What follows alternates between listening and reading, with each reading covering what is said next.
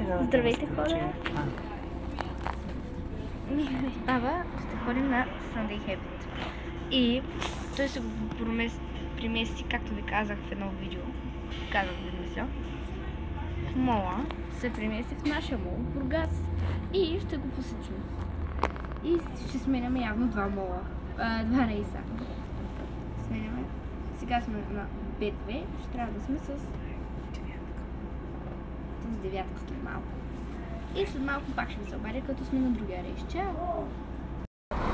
Здравейте, хора! Сега ще се качваме на девятката, както ви казах. Чакаме девятката. Да идва. Девятката. Така стана, че няма да ходим до болницата, защото тук е по-пряк пътя и ще стигнем по-лесно до мола. И затова така правим. Как девятката? Само девятка? Окей. Може да е на другата спирка девятката. Да се знае. То аз тук съм ходила да ми дават някакъв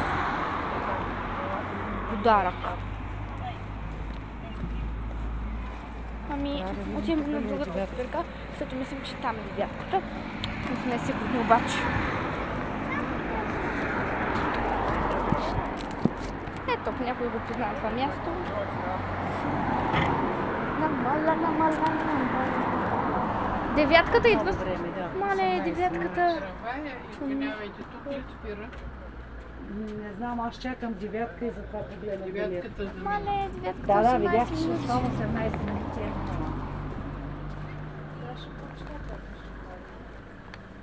Ние сега девятката ще чакаме. Иначе няма да има. Девятката ли ще чакаме? 18 минути. Ужас. След девятка да ми кажеш.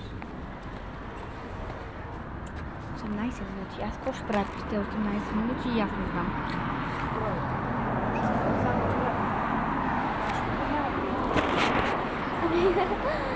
Цялото влезем в преса. Ще ми се обадя. Някъде след 18 минути. Изобщо се качваме. Сори, че не снимах в девятката, просто вече много превеселено, защото този народ, ето тук, всички сме за мола Sunday Habit, ако повярвате.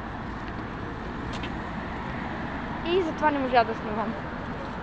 И снимам Sunday Habit. И сега трябва да спирам видеото, защото пресичаме.